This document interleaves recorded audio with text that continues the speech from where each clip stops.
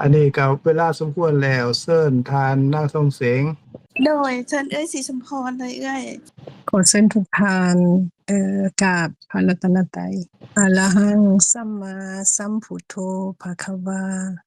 พุทธังภควันตังอภิวาเทมิสวากขาโตภควตาธัมโมธัมมังนามัสสามิสุปฏิปันโนภควโตสาวกสังโฆสังฆังนะมามิสาธุขอเชิญน้องสิงห์โดยเข้าใจศรีสมพรเจ้า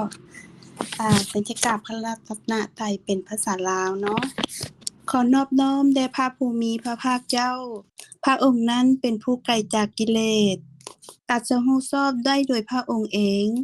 พระภูมิพระภาคเจ้าเป็นพระอรหันต์ดับไฟกิเลสดับไฟทุกข์ทั้งสิ้น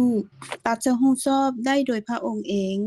ข้าพเจ้าขออภิวาทพระภูมิพระภาคเจ้าผู้รู้ผู้ตื่นผู้เบิกบานพระธรรมเป็นคำที่พระภูมิพระภาคเจ้าตรัสไว้ดีแล้วข้าพเจ้าขอนมัสการพระธรรมพระสงฆ์สาวกของพระภูมิพระภาคเจ้าเป็นผู้ปฏิบัติดีแล้วข้าพเจ้าขอนอบน้อมแด่พระสงฆ์สาธุสาธุสาธุวันนี้ก็เป็นวันที่8เดือน2ปี2026อ่ะเวลา 7:00 นเนาะเป็นรายการสนทนาธรรมตามการเป็นภาษาลาววันนี้เขาจะเริ่มต้นด้วยการสนทนาเกี่ยวกับเป็นคำใด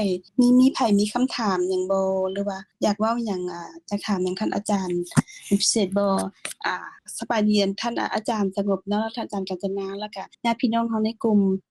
มีผู้ใดมีคำถามหยังจะเริ่มถามบ่เจ้าเกี่ยวกับสนทนามื้อนี้เจ้าถ้าบ่มีอันผู้เพิ่นนั้นฝากกันถามคือสิแม่นเข้าบ่ได้นะเห็นได้ยินว่าแบตเบิดเพิ่นถามว่าอยากรู้ว่าพระพุทธเจ้าสอนหยังอยากรู้ว่าพระพุทธเจ้าสอนหยัง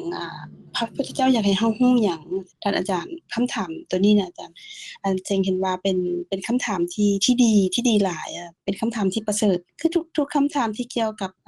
คำสอนเป็นสิ่งที่ประเสริฐหมดแล้วแต่คำถามนี้มันประเสริฐหลายจ้ะประเสริฐสุดๆเลยจ้ะ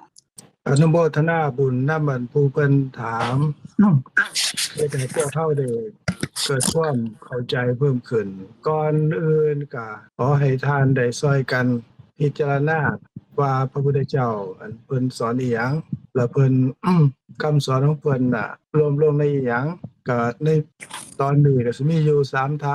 านหนึ่งก็ท่านพงษ์ท่านศรีสมพรแล้วก็ท่านทองเสงก็ช่วยอธิบายว่าอันเฮาควรที่ตอบว่าจังได๋เอาท่านศรีสมพรก่อนหรือว่าท่านพงษ์ก่อนก็ได้เชิญท่านศรีสมพรหรือท่านพงษ์ท่านพงษ์เชิญท่านพงษ์ตาพรอยากกล่าวหยังก่อนบ่เอ่ยตาเชิญนั่นหลานพงกาวก่อนเลยค่ะโดยขออนุญาตขอกราบสบายดีห่างอาจารย์สงบอาจารย์กันธนาและก็ญาติพี่น้องทุกคนเนาะหน่อยก็ขอแสดงคำเห็นตามที่หน่อยได้เข้าใจเนาะคำสอนของพระสัมมาสัมพุทธเจ้าก็แม่นสอนเพื่อให้เข้าใจความเป็นจริงของทุกสิ่งทุกอย่างที่มีทั้งหมดเนาะที่ว่าเฮาเคยเข้าใจและยึดถือว่าเป็นเฮาเป็นตัวเฮาแต่ว่าคำสอนของเพิ่นเป็นไปเพื่อการที่จะรู้แจ้งความเป็นจริงว่าบ่แม่นเฮาบ่แม่นตัวเฮาบ่แม่นสิ่งใดสิ่งหนึ่งจักอย่างเนาะซึ่งทุกสิ่งทุกอย่างก็บ่เที่ยงและจึงเป็นทุกข์และก็เป็นอนัตตาบ่สามารถบังคับบัญชาได้แล้วก็ลงมาอยู่ในถ้าว่ารวมสรุปมาแล้วก็จะลงในอยู่ในอริยสัจจะ4ก็คือความจริงอริยสัจจะแปลว่าความจริงเนาะอริยแปลว่าแม่นสิ่งที่ประเสริฐบ่อาจารย์สิ่งความจริงอันประเสริฐ4ประการเนาะซึ่งได้แก่ทุกข์สมุทัยนิโรธและก็มรรคมีองค์8เอาประมาณนี้เนาะอาจารย์อนุโมทนากับท่านพงษ์ต่อไปก็เชิญท่านนางศรีสมพรขออนุญาตก่อนขอคำถามอีกเทื่อนึงได้โดยศรีสมพรนั่นคำถามคือพระพุทธเจ้าสอนหยังพระพุทธเจ้าอยากให้เฮารู้หยังคำสอนของพระพุทธองค์น่ะเพิ่นอยากให้เฮารู้หยังจังซี่น่ะ โดยอันนี้ก็แม่นคำถามที่ตัวเองถามมาตลอดเนาะว่าคำสอนพระพุทธเจ้าเพิ่นสอนหยังเพราะว่าเฮาทุกมื้อทุกวันเฮาไปวัดเฮาก็ได้ทำตามประเพณีทำบุญใส่บาตรแต่ว่าบ่เคยได้เรียนรู้ในสิ่งที่พระพุทธเจ้าเคยสอนอันนี้เป็นคำถามที่ดีแต่เกิดขึ้นกับตัวเองอันนี้ก็จึงเว้าว่าต้องไปวัดเพื่อว่าจะเรียนรู้ในคำสอนของอ่าพระพุทธเจ้าสอนแต่ก็บ่ยังบ่ฮู้จนว่าได้ฟังธรรมะเข้าใจคำว่าธรรมะแม่นหยังธรรมะคือคำสอนที่พระพุทธเจ้าเพิ่นสอนเฮาสอนให้ฮู้ว่านี่คือความจริงสิ่งที่พระองค์เพิ่นตรัสรู้หมายความว่าฮู้ความจริงตามสภาพธรรมที่เป็นจริงในชีวิตประจำวันของพวกเฮาทุกคนอันใดที่มีจริงๆนั่นแหละคือคำสอนของพระพุทธเจ้าที่เฮาบ่เคยรู้มาก่อนว่าความจริงในชีวิตประจำวันของเฮาที่เฮามีชื่อมีนามตั้ง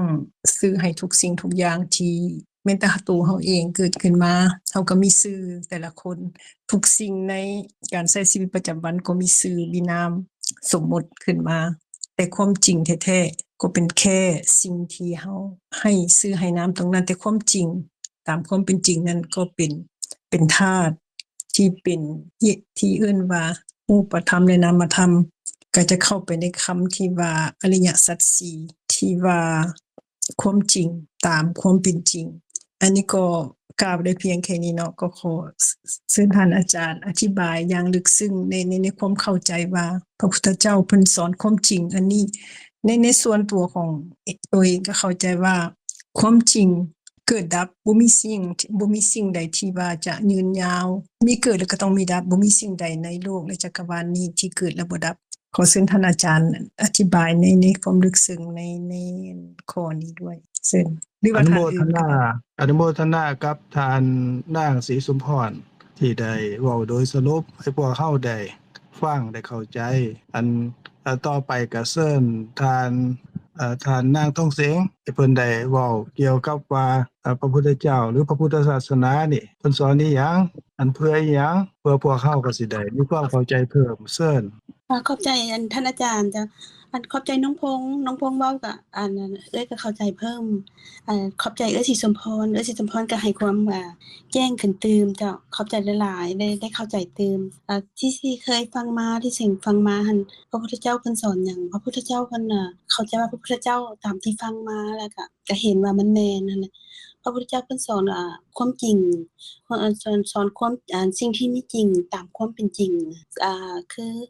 สิ่งที่มีจริงนี้มันก็มีมาตั้งแต่ใดแต่พระพุทธเจ้าที่บ่ทันได้บังเกิดก็มีอยู่แล้วแต่ว่าพระพุทธเจ้าเพิ่นได้มาตรัสรู้แล้วก็ไม่ได้มาบัญญัติให้เฮาให้เฮาเดินตามให้เฮาเข้าใจเฮ็ดให้เฮาเข้าใจตื่มอีกคือให้เป็นอริยสัจสี่อริยสัจสี่คือเป็นความจริงอันประเสริฐความจริงอันสูงส่งซึ่งเป็นความจริงที่อยู่เหนือความเห็นผิดความหลงผิดซึ่งเห็นตามความเป็นจริงออกซึ่งเหล่านี้ที่เพิ่นบัญญัติไว้ถ้าเฮาศึกษาจะออกจากทุกข์ได้ซึ่งเพิ่นก็มีทุกข์แล้วก็สาเหตุแห่งทุกข์แล้วก็เหตุแห่งความดับทุกข์แล้วก็หนทางออกจากทุกข์ซึ่งเพิ่นเอิ้นว่ามี8หนทางรายละเอียดทั้ง8ก็คงต้องให้น้องพงษ์ซอยไปสิ่งเว้าได้มันมันเป็นภาษาบาลีแต่ก็สิแปลเป็นภาษาลาวก็ย่านเว้าบ่ให้ผู้อื่นจะบ่เข้าใจนะก็พอเข้าใจอยู่ว่ามี8ทางนะพงษ์ซอยสิ่งเว้าได้จ้ะ โดยสำหรับมรรคมีองค์8เนาะหนทางแห่งการดับทุกข์เนาะมรรคแปลว่าหนทางเนาะมี8ประการก็คืออันทำอิฐก็แม่นสัมมาทิฏฐิความเข้าใจถูกเนาะโดยในปรมัตถธรรมก็คือตัวปัญญาเจตสิกโดยตัวที่2ก็คือสัมมาสังกัปปะเนาะโดยความตึกในทางที่ถูกก็คือตัววิตกเจตสิกก็มีตัวสัมมาวาจาสัมมากัมมันตะสัมมาอาชีวะซึ่ง3อย่างนี่เนาะโดยสัมมาวาจาสัมมากัมมันตะสัมมาอาชีวะนี่นะก็เป็นเจตสิกทั้ง3ตัวเลยโดย สัมมาวายามะความเพียรในทางที่ถูกเนาะก็คือตัววิริยะเจตสิกสัมมาสติมีความระลึกในทางที่ถูกก็คือตัวสติเจตสิกและสุดท้ายก็คือสัมมาสมาธิมีความตั้งมั่นในทางที่ถูกองค์ธรรมในปรมัตถธรรมก็คือตัวเอกคตาเจตสิกโดยเท่าให้เสงประมาณนี้เนาะ โดยท่านอาจารย์แล้วก็พี่น้องในกลุ่มแต่สิ่งเคยฟังมาก็เห็นว่าการเดินมากการหนทางอย่างแปดนี่คือมันรวมไว้หมดทุกอย่างเลยรวมตามความเป็นจริงเลยคือสุขภาพดีเป็นแนวใดก็อยู่ในนี้แล้วก็สุขภาพดีแข็งๆแล้วก็การดำเนินชีวิตจะมีอยู่มีกินหรือมีเงินจะหังมีก็อยู่ในนี้หมดการดำเนินพ้นจากทุกข์ก็อยู่นี่หมดทุกอย่างรวมในการเดินทางมรรคของมรรคนี่ล่ะอยู่ในนี้หมดเลยพระพุทธเจ้าสอนอยู่ในนี้หมดคงต้องให้อาจารย์ขยายความตื่นหรือว่าพี่น้องในกลุ่มมันผู้ใดมีความเห็นเพิ่มบ่อาจุติก็ได้อัคราก็ได้ผู้อื่นอีกก็ได้เจ้ามีเพิ่มบ่ก่อนอาจารย์จะอธิบายละเอียดนี่เมื่อมีคำถามแบบนี้แล้วคงต้องเฮาก็คงได้มาสนทนากันเรื่องทั้งอริยสัจ4เรื่องจากทุกข์สมุทัยนิโรธแล้วก็หนทางแห่งการดับทุกข์มรรค8แต่มื้อนี้เจงขออนุญาตเว้าเกี่ยวกับมรรค8นี่แหละซึ่งมีอัยคลาบ่หรือว่าจีบ่จะซอยบ่ก่อนอาจารย์จะอธิบายเพิ่มเจ้าโดยเชิญเลยเนาะถ้าหากเกิดบ่ทันมีไผกล่าวจะให้ท่านอาจารย์อธิบายเลยบ่ท่านอาจารย์ก็อนุโมทนากับทานนางทองเสงที่เพิ่นได้เว้า โดยสรุปเกี่ยวกับคำสอนของพระพุทธเจ้าอันคำถามของเพิ่นที่เพิ่นสอนว่าคำถามของเพิ่นที่เพิ่นถามว่า พระพุทธเจ้าเพิ่นสอนอีหยังแล้วก็สอนเพื่อให้รู้อีหยังอันนี้เป็นคำถามของเพิ่นที่ทำอิฐ บัดที่นี้ก็สิขออนุญาตบาทคำสนทนากับทานนางทองเสงว่าพระพุทธศาสนานี่คำว่าพระพุทธศาสนาเนี่ยแปลว่าคำสอนพุทธะแปลว่าคำสอนของพระพุทธเจ้าเขาเลยเอิ้นว่าพระพุทธศาสนาบัดที่นี้พระพุทธศาสนาก็มาสอดคล้องกับคำถามที่ทานนางทองเสงที่เพิ่นถามเมื่อกี้นี่ว่าพระพุทธเจ้าสอนอีหยังแล้วก็ สอนเพื่อให้รู้อีหยังก็ซ้ำว่าเป็นคำถามว่าพระพุทธศาสนานั่นน่ะหรือคำสอนของพระพุทธเจ้านั่นเพิ่นสอนอีหยังแล้วก็สอนเพื่ออีหยังอันนี้เป็นประเด็นโดยสรุปเป็นคำถามที่คนทั่วไปเพิ่นก็อยากรู้ก็เลยแจกแจงให้เห็นว่าพระพุทธศาสนาก็คือคำสอนของพระพุทธเจ้าและวัตถุประสงค์ที่เพิ่นสอนน่ะสอนเพื่ออีหยังเฮานับถือพระพุทธศาสนาเฮานับถือหยังอันนี้ก็เป็นเข้าหรือว่าเป็นต้นของความของอกของใจกองสุผู้สุคนอยู่ก็เป็นคำถามที่ดีหลายเฮ็ดให้พวกเราได้มีความเข้าใจเพิ่มขึ้นแล้วก็ ช่วยกันคิดว่าเพิ่นสอนอีหยังพระพุทธศาสนานี่คือคำสอนของพระพุทธเจ้านั้นว่าจังไดมีวัตถุประสงค์อีหยังก็ท่านก็ได้แสดงความคิดเห็นไปแล้วก็ขอบบุญขอบคุณหลายๆที่มีความสนใจแต่ว่าพวกเขาก็ค่อยๆไปเนาะส่วนที่ไปฮอดมรรคมีองค์8ก็ดีหรืออริยสัจ4ก็ดีเฮาก็เว้าตั้งแต่เริ่มต้นก็แล้วกัน อันธรรมดาโดยทั่วไปนี่คนเฮาในสังคมซุมื้อนี่ต้องการอีหยังอยากได้อีหยังสิเฮาทำมาหากินก็ดีเฮ็ดเวียกเฮ็ดงานเหตุการณ์นั่นนี่ทั้งหลายทั้งปวงเฮาต้องการหยังท่านนั้นต้องเสียงว่าพวกเฮาต้องการหยังอยากได้หยังต้องการมีความสุขนะท่านอาจารย์ต้องการมีความสุขคันต้องการมีความสุขแล้วนี่ชีวิตในโลกนี้เฮาก็อยากมีความสุขแม่นบ่โดยพ่อแม่พี่น้องเฮาก็อยากให้เพิ่นมีความสุขเพิ่นเองเพิ่นก็อยากมีความสุขแม่นบ่โดยปู่ย่าตาทวดของเฮาเพิ่นอยากมีความสุขแม่นบ่โดยน้องนุ่งลูกหลานเฮาว่าคนที่เฮารู้จักก็ดีบ่รู้จักก็ดีนี่เกิดมาในโลกนี้ทุกคนนี่ก็อยากมีความสุขมีความสนุกสนานเปิดเพลินรื่นเริงบันเทิงใจแม่นบ่โดยแล้วก็แม่นสัตว์คือกันเนี่ยเป็นพวกสุนัขก็ตามเป็นแมวก็ตามหรือว่าเป็นช้างม้าหรือเป็นลิงเป็นคางก็ตามเนี่ยมันก็อยากมีความสุขคือกันแม่นบ่โดยแม่นเป็นเทวดาที่เฮาได้ยินมาได้ฟังมาเพิ่นก็มีความสุขเพิ่นมีความสุขอันเป็นทิพย์บ่ต้องทำมาหากินบ่ต้องสร้างบ้านสร้างเรือนเพิ่นก็มีวิมานทิพย์อาหารทิพย์ให้เพิ่นได้มีความสุขแล้วไปเกิดเป็นพรหมบุคคลเป็นในชั้นรูป รูปประพรหม16สั้นก็ตามเพิ่นก็มีความสุขแล้วก็หรืออรูปประพรหมเพิ่นก็มีความสุขคือกันอันนี้ก็แสดงว่าอันทุกคนนี่หรือว่าทุกสรรพสัตว์นี่ทั้งหลายทั้งปวงนี่ต้องการความสุขแม่นบ่โดยแต่ที่เนี่ยมันเฮาอันทำมาหากินในชีวิตประจำวันนี่เฮาก็ต้องการความสุขแม่นบ่โดยท่านอาจารย์เป็นจังซั่นบัดที่นี่อันความสุขในชีวิตประจำวันน่ะลางเทื่อก็คันเฮาได้ตามที่เฮาต้องการเฮาอยากได้ก็ได้ตามนั้นเฮาก็ดีใจมีความสุขใจในสิ่งที่เฮาได้มาหรือเฮาเก็บสะสมเงินทองทำมาค้าขายร่ำรวยเงินทองแล้วก็คิดฮอดยามใดก็อุ่นใจดีใจคันเราสิเอาไปใช้ไปจ่ายมันก็สะดวกสบายอยากซื้อเสื้อผ้าหน้าแพรอาหารการกินอิหยังปัจจัย4ก็สะดวกสบายก็นำมาสู่ความสุขจังซี่แม่นบ่บัดที่นี่อันคันแม่นว่าอันถ้ามีความสุขในโลกนี้แล้วนี่อันเพราะธรรมดานี่คนเกิดมาหรือว่าสัตว์ทั้งหลายทั้งปวงเกิดมานั่นเกิดแล้วก็เฒ่าแล้วก็ตายก็คือเฮาเห็นนั่นแหละผู้ที่เพิ่นนั่นเกิดมาก่อนเฮาเพิ่นที่ตายไปก่อนเฮาแล้วเพิ่นก็เกิดมาแล้วก็เปลี่ยนไปเรื่อยๆเเพิ่นว่าแก่เอิ้นว่าเฒ่าแล้วก็ตายบ่มีผู้ใดอยู่ตลอดอันนี้ก็เป็นความจริงอันหนึ่งบ่มีผู้ใดปฏิเสธได้เพิ่นเอิ้นว่าความจริงอันสูงสุดความจริงอันประเสริฐหมายความว่าผู้ใดก็ลบล้างบ่ได้เพิ่นว่าอันทุกขอริยสัจคำว่าทุกข์ก็แปลว่าความเกิดความแก่และความตายของแต่ละคนอันนี้ก็เป็นความจริงบัดทีนี้คันตายไปแล้วเฮาก็อยากมาเกิดถ้าเกิดเป็นคนเฮาก็อยากเกิดเป็นคนที่มั่งมีสีสุขมีความมั่งคั่งมีโภคะมีสมบัติหลาย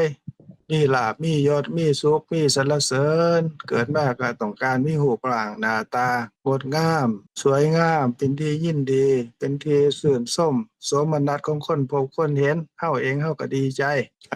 แล้วก็บ่มีความทุกข์ในการทำมาหาเลี้ยงชีพเกิดหม้องใดเป็นผู้ใดก็มีแต่ความสุขบ่ทุกข์ด้วยอันเข้าของเงินทองแล้วอันนี้ก็อยากเป็นจังซั่นก็ต้องการความสุขคือกันบัดทีนี้คันบ่มาเกิดเป็นคนอยากไปเกิดเป็นเทวดาเด้เกิดเป็นเทวดาก็มีอาหารทิพย์มีรูปร่างหน้าตาที่เป็นทิพย์ที่สวยที่งามมีวิมานบ่ต้องไปสร้างเองเว้ยบ่ต้องไปก่อสร้างเองบ่ต้องไปขุดดินขุดหญ้าบ่ต้องไปผูกเหล็กแบกปูนนั่นนี่เอามาเทลงไปเฮ็ดสร้างให้มันเมื่อยน่ะของเพิ่นน่ะเพิ่นเฮ็ดไว้แต่ชาตินี้เพิ่นก็มีวิมานทิพย์เลยอาหารการกินเพิ่นก็บ่ต้องมาเฮ็ดคือพวกเราเด้เดี๋ยวพวกเราก็ไปซื้ออาหารมาหรือว่าไปหาของมาเฮ็ดอาหารก็มาพากันเฮ็ดเพื่อไล่ไข้ย่อยซั่วสิได้กินเพิ่นบ่ต้องเฮ็ดทำงานทำการเพิ่นก็บ่เฮ็ดเพราะว่าเกิดจากบุญของเพิ่นที่เพิ่นเฮ็ดไว้ในโลกนี้จากการให้ทานก็ดีจากการรักษาศีลก็ดีไปเฮ็ดให้เพิ่นไปเกิดเป็นเทวดาเฮาก็อยากเป็นจังซั่นเฮาอยากมีความสุขบัดทีนี้ความสุขที่ว่านี่ก็ในชีวิตประจำวันนั่นแม่นเฮาทำมาหากินมีทรัพย์มีสมบัติที่เฮาเกิดหม้องนั้นหม้องนี้ก็โอ้ยมีรูปร่างหน้าตาดีผู้ชายก็หล่อผู้หญิงก็สวยก็งามแล้วก็ทรัพย์สมบัติเข้าของเงินทองเฮาก็มีหลายแต่ว่าในใจเฮาเด้บัดนี้ในใจเฮานั่นก็คันได้มาก็อยากได้อีกเด้คันได้มาเฮาก็ดีใจอยู่ชั่วคราวหนึงบัดทีนี้ก็อยากได้อีกแล้วก็อยากได้อีกอันนี้มันก็เอิ้นว่ามันก็เป็นความอยากที่เผาใจเฮาเนาะเฮาก็วิตกกังวลมีความบ่สำบายใจได้มาแล้วก็คิดว่ามันมีความสุขเพลิดเพลินแล้วได้มาแล้วมันก็ขณะจิตหนึ่งที่ได้มานั่นมันก็ดับไปแล้วเด้อยากได้อีกข้างหน้าก็ดิ้นรนอันนี้เพิ่นก็ว่าเป็นความทุกข์เพราะอยากได้เพิ่นเอิ้นว่าด้วยภาษาบาลีเพิ่นเอิ้นว่าโลภะคือความติดของในสิ่งที่เฮาได้มาอยากได้หยังได้รูปงามๆรูปดีๆเสียงก็ดีกลิ่นก็ดีรสอาหารก็ดีการสัมผัสทางกายก็ดีก็อยากได้ดีๆอยากได้อีกทั้งหลายทั้งปวงน่ะมารวมลงหม้องเงินเด้เงินนี่ก็เป็นสิ่งที่ร่วมของรูปของเสียงของกลิ่นของรสของสิ่งกระทบสัมผัสเด้เพราะว่าเฮาไปหาซื้อเอาอันเดียวนี่แหละได้ทั้งรูปทั้งเสียงทั้งกลิ่นทั้งรสที่มากระทบแล้วก็ทั้งโผฏฐัพพะมากระทบกายรวบลงในเงินเด้ทรัพย์คำว่าทรัพย์นี่เพิ่นภาษาบาลีภาษาไทยมันแปลว่าภาษาไทยภาษาลาวเฮาแปลว่าสิ่งที่นำมาซึ่งความปลื้มใจ ความปลื้มใจความดีใจความสุขใจความเพลิดเพลินใจได้คันใดมาเด้บัดทีนี้คันบ่ได้ตามเราต้องการหรือว่าวันใดน้อยกว่าเก่าเฮาก็เสียใจหรือว่าเฮามีอยู่แล้วมันก็เบิดไปหายไปโดยวิธีต่างๆนั่นๆนี่ๆก็เสียใจเด้บัดทีนี้เฮาก็ดิ้นรนเพื่อสิแก้ไขปัญหาอันนั้นให้มันนั่นกลับที่บ่ได้ให้มันได้เด้หรือว่ามันเสียไปให้มันได้กลับมาอีกก็ตกลงว่าเพื่อถึงความสุขนั่นแหละเพราะว่ามันเป็นทุกข์ได้อันนี้มันเป็นโทสะความบ่ความบ่สำบายใจ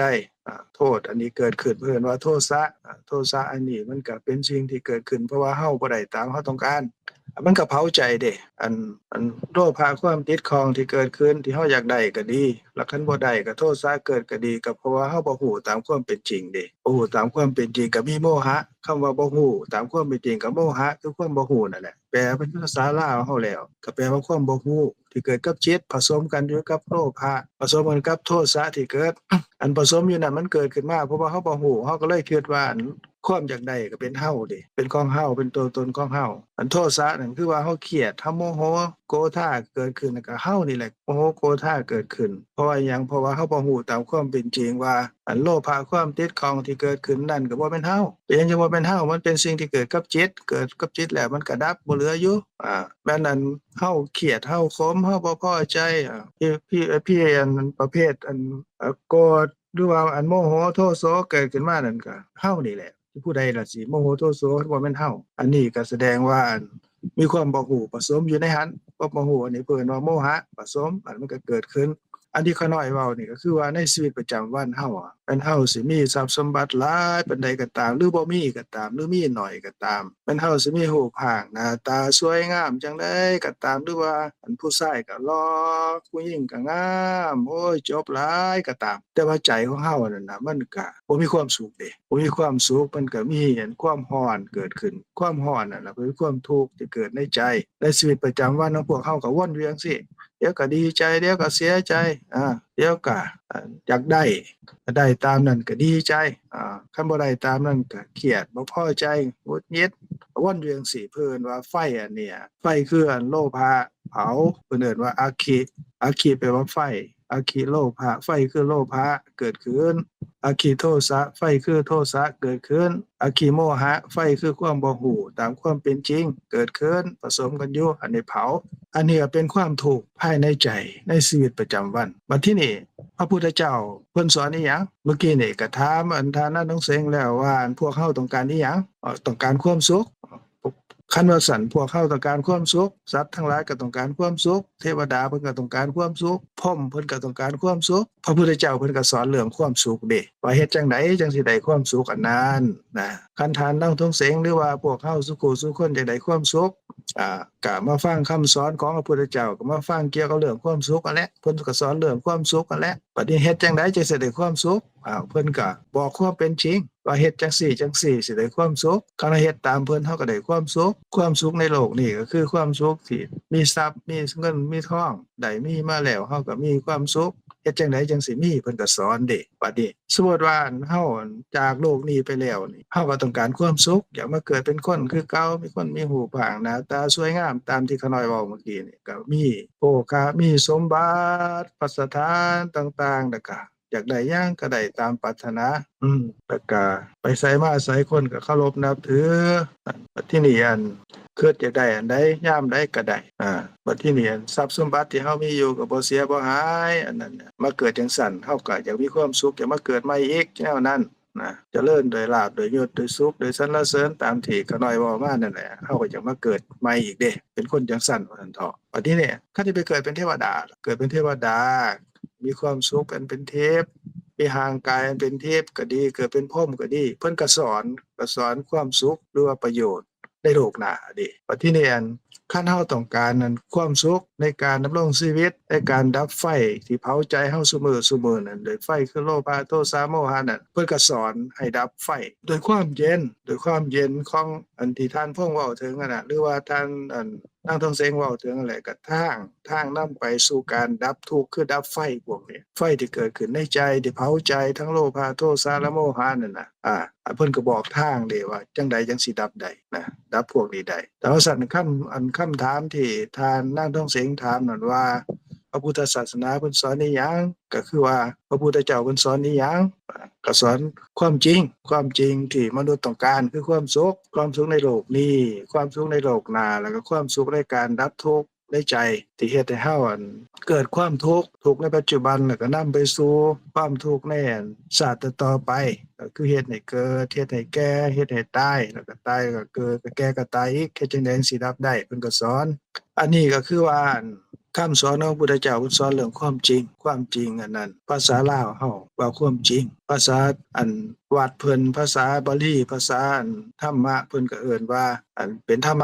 มะนี่เป็นภาษาบาลีเด้อภาษาลาวเฮาแปลออกมาแล้วว่าความจริงพระพุทธเจ้าเพิ่นก็สอนความจริง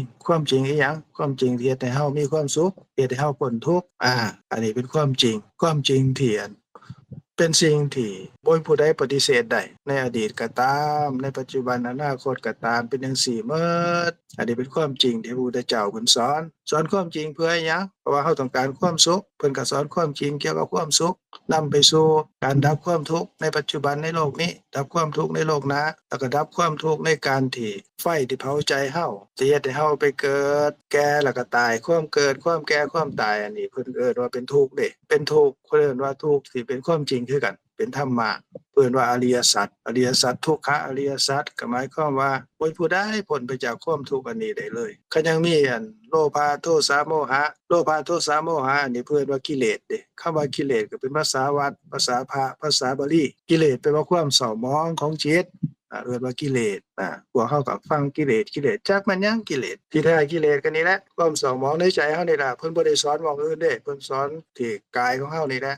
คำเว้าของเฮานี่แหละแล้วก็มาจากใจของเฮานั่นแหละใจเศร้าหมองคือใจที่มีกิเลสใจขุ่นมัวคือใจที่มีกิเลสใจที่เป็นทุกข์ก็ทุกข์เพราะความเศร้าหมองของใจนี่แหละเศร้าหมองเพราะอิหยังเศร้าหมองเพราะเฮาอยากได้โดยว่าเพราะโลภะเศร้าหมองเพราะอิหยังเพราะโทสะเฮาเครียดเฮาโกรธเฮาบ่พอใจก็เศร้าหมองเด้บ่ได้คันแม่นเฮาเครียดนี่โมโหโทสวยเฮาสิหัวเราะเอิกอักได้บ่ล่ะก็บ่ได้เพราะว่าตอนนั้นน่ะความเครียดความบ่พอใจเกิดในใจหรือว่าเฮาดีอกดีใจเฮาสิร้องไห้ดีอกโศกโศ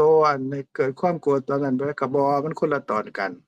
คนละตอนกันว่าที่มันเกิดขึ้นนั่นแหละแต่ละคณะ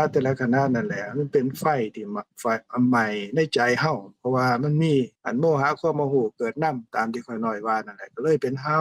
บัดทีนี้เพื่อต้องการสิดับความร้อนอันนี้พระพุทธเจ้าเพิ่นก็สอนว่าความร้อนอันนี้แหละที่มีในใจเฮานี่แหละให้เฮ็ดมันเฮ็ดให้เฮา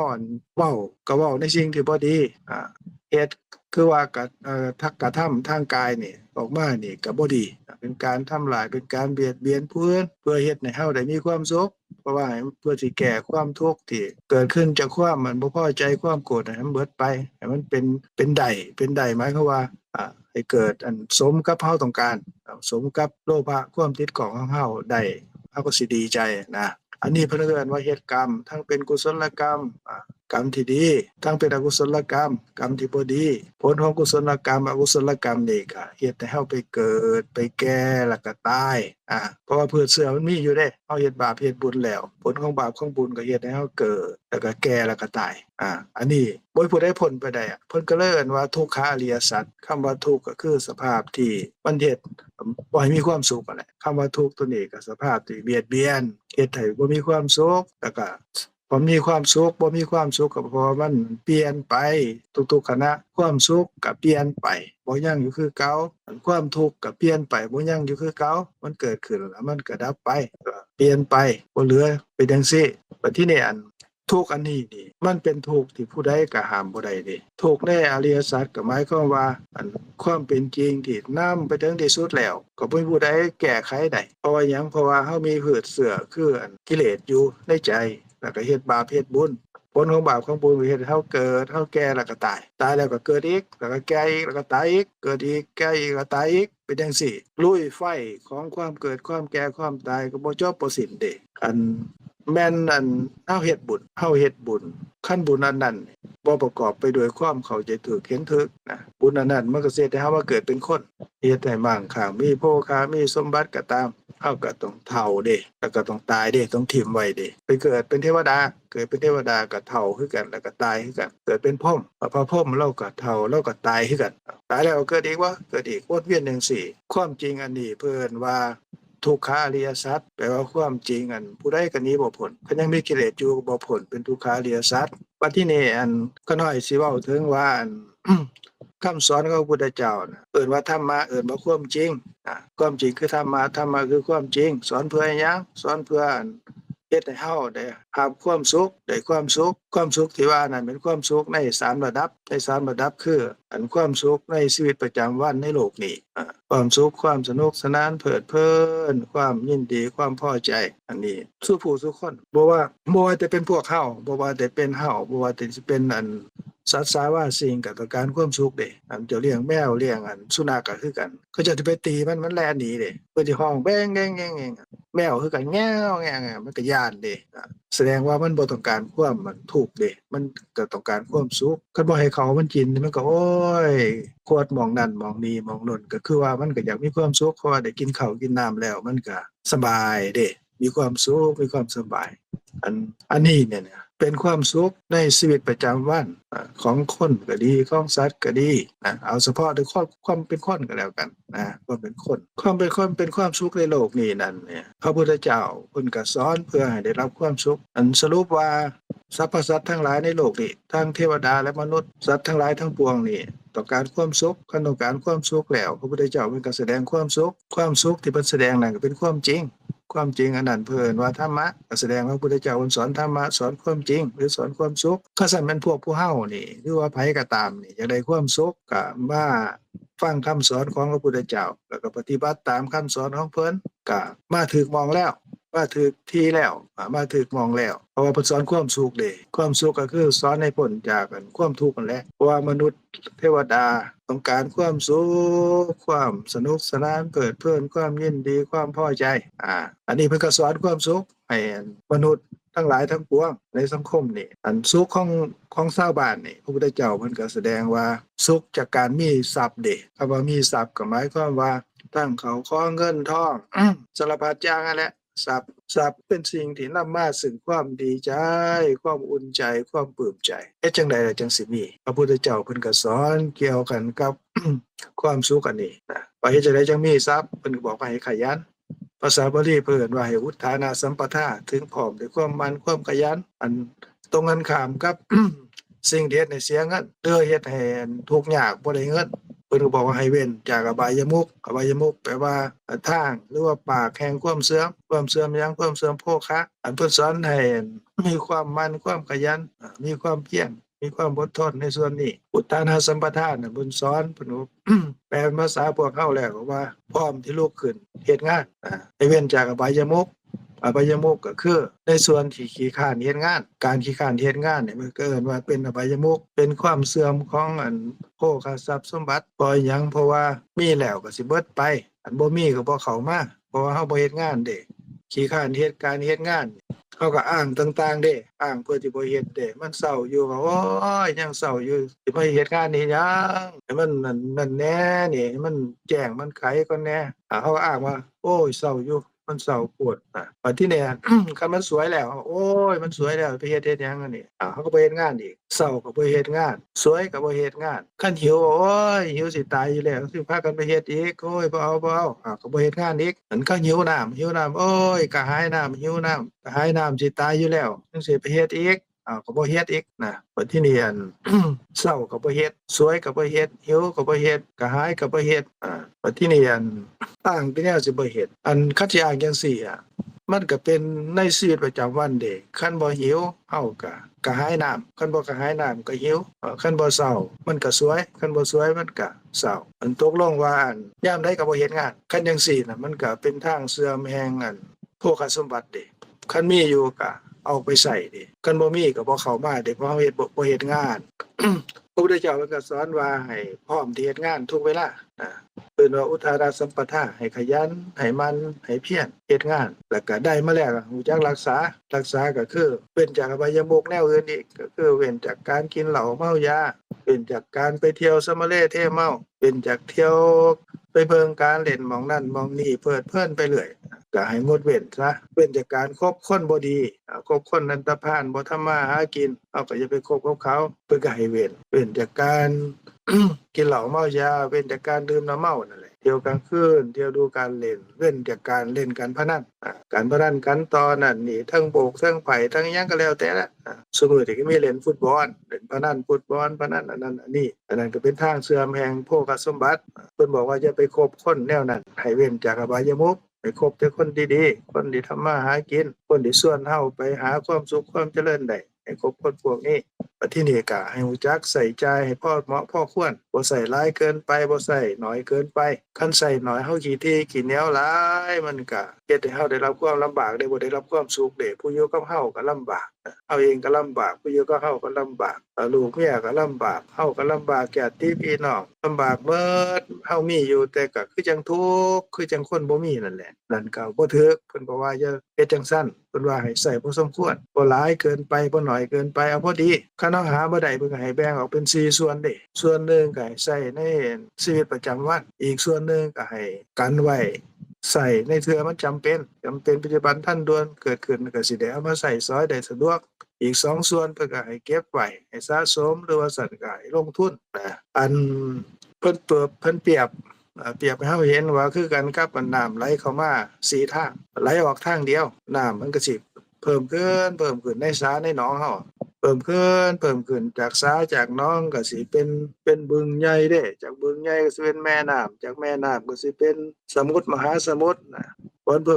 ขึ้นเด้อันนี้ก็เพิ่นเปรียบเครื่องทรัพย์ที่เฮาหามาได้เด้อันนี้ใส่ใจให้พ่อเหมาะใส่ใจให้พ่อเหมาะอันนั้นคือส่วนเดียวเด้ส่วนเดียวให้ใส่หยังแหน่ให้ใส่ในการไม่ปัจจัย4ในชีวิตประจำวันเลี้ยงเฮาเองเลี้ยงบุตรภรรยาเลี้ยงสามีบิดามารดาญาติพี่น้องให้ได้รับความสุขลูกน้องบริวารได้รับความสุขแล้วก็ใส่ในการต้อนรับแขกไปไทยมาแล้วก็ใส่ในการที่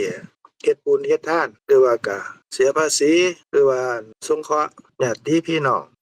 อันนี้ก็เป็นการใส่ใจในส่วนเดียวเด้ร่วมก็เฮ็ดบุญนำนั่นแหละอันนี้ส่วนเดียวใส่ใจในชีวิตประจำวันในต่าง4อย่าง5อย่าง6อย่างเนี่ยในชีวิตประจำวันเด้อันส่วน3ส่วนนั้นเนี่ยส่วนหนึ่งกันไว้ใส่ใจในข้าวจำเป็นอีก2ส่วนก็เก็บไว้หรือว่าลงทุนกับเป็นอันว่าเฮาเก็บไว้3ส่วนนั่นแหละส่วนหนึ่งกันไว้ใส่ใจในเวลามันฉุกเฉินประมาณนี้อันนี้คันเฮ็ดตามนี่คันบ่รวยก็บ่จนมีความเป็นอยู่ด้วยความบ่ลำบากบ่ยากบ่จนมีความสุขในการดำรงชีพในชีวิตประจำวันบัดทีนี้คันแม่นผู้เพิ่นเฮ็ดบุญเฮ็ดทานไว้ในชาติก่อนเพิ่นมีความขยันมีความหมั่นเพียรเฮ็ดตามคำสอนของพระพุทธเจ้านี่เพิ่นก็แฮงสิร่ำรวยขึ้นเด้เงินทองทรัพย์สมบัติเพิ่นก็สิเพิ่มพูนขึ้นคันมันไหลเข้ามา4ทางก็ออกไปทางเดียวก็สิเพิ่มพูนขึ้นในชีวิตประจำวันแต่ละมื้อเงินทองเข้าของเพิ่นก็เพิ่มขึ้นก็ถือว่าเป็นความสุขในชีวิตประจำวันของชาวบ้านทั่วไปอันนี้เพิ่นว่าเป็นความสุขของชาวบ้านคือสุขจากการมีทรัพย์สุขจากการใส่ใจทรัพย์สมบัตินั้นได้ปัจจัย4บ่เดือดบ่ร้อนแล้วก็สุขจากการบ่มีหนี้เฮาบ่ได้ไปกู้ไปยืมไผเด้เพราะว่าเฮามีแล้วนี่แล้วก็สุขจากการทำงานที่บริสุทธิ์หมดจดเป็นการงานที่สะอาดเพราะว่าเฮาบ่จำเป็นต้องไปจี้ไปปล้นไปส่อโกงหรือไปหักของคนนั้นลักของคนนี้คันไปเฮ็ดแนวนั้นมันก็เป็นการงานที่เดือดร้อนเด้ร้อนใจเฮามันเข้าจับบ่ได้เฮาก็ร้อนใจเขาจับไปได้เฮาก็เป็นทุกข์ในชีวิตประจำวันอีกติดคุกติดตารางไปนั่นนี่อันนั้นอันสุขคฤหัสถ์นี่สุขชาวบ้านนี่พระพุทธเจ้าเพิ่นสอนจังซี่สอนตามที่ข้าน้อยเว้ามาว่า พุทธานาสัมปทาถึงพร้อมด้วยความมันความขยันอรคาสัมปทาถึงพร้อมด้วยการรักษาให้เว้นจากอบายมุขทางเสื่อมแห่งโภคสมบัติแล้วก็กัลยาณมิตรตาแปลว่าคบคนดีคบเพื่อนพวกพ้องที่ดีเพื่อนที่มีอุปการะ เพื่อนความสุขความทุกข์ เพื่อนที่แน่ประโยชน์ เพื่อนที่มีความหักความใคร่กันแล้วก็ สมะสีวิตาใส่ใจพ่อเหมาะพ่อควรในชีวิตประจำวันอันนี้เป็นความสุขในชีวิตประจำวันของคฤหัสถ์ของชาวบ้านเฮาพระพุทธเจ้าเพิ่นสอนจังซี่สอนให้มีความสุขแล้วก็ในสิ่งที่เฮามีนั่นเพิ่นก็สอนให้มีความสุขกับทรัพย์สมบัติที่เฮามีเด้เพิ่นว่าให้ยินดีในสิ่งที่เฮามียินดีตามที่เฮาหามาได้ตามมีตามได้ในแต่ละมื้อแล้วก็ ยินดีตามกำลังตามความสามารถของเฮาในแต่ละมื้อแล้วก็ยินดีตามความเหมาะสมตามมีตามได้กับตามกำลังของเฮานั่นแหละในแต่ละมื้ออันนี้เพิ่นบ่ได้สอนให้ขี้คร้านเด้เพิ่นสอนให้มีความสุขกับการมีทรัพย์คันเฮาได้มามื้อนี้ได้เท่านี้สมมุติว่าเฮาได้มาสักมื้อนี้จักอันล้านหนึงได้ล้านบาทเด้อมื้อนี้ได้ล้านบาทเฮาก็มีมื้อนี้ตามมีตามได้มื้อนี้แต่ว่าเฮาบ่พอใจเด้อ้าวโอ้ผู้นั้น เพิ่นได้หลายกว่านั้นเดะนี่โอ้เพิ่นได้ตั้ง2ล้าน3ล้านพุ่นน่ะโอ๊ยกลายเป็นว่าอันนี้เฮามีอยู่นั่นบ่มีความสุขเดะพระพุทธเจ้าเพิ่นก็สอนว่าให้มีความสุขตามมีตามได้ในที่เฮามีนั่นแหละนะบ่แม่นว่าให้ขี้คร้านเด้เพิ่นสอนให้มีความสุข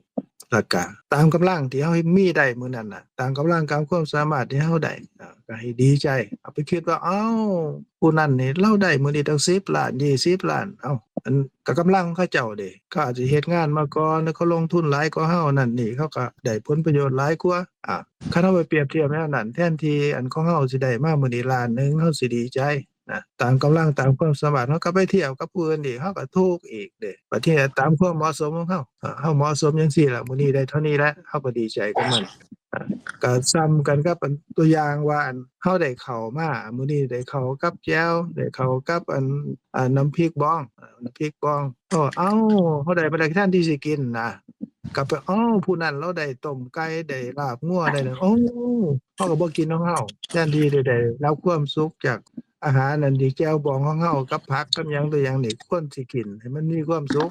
กลับบ่กินเด้บ่กินกลับไปเหลียวเบิ่งของผู้นั้นผู้นี้ผู้นั้นอันนี้พระพุทธเจ้าเพิ่นสอนว่าให้อันบริโภคหรือว่ายินดีในสิ่งที่เรามีตามใดของเราในมื้อนั้นตามกำลังของเราตามความสามารถให้มีความสุขนะแล้วก็สอนให้มีความหมั่นความขยัน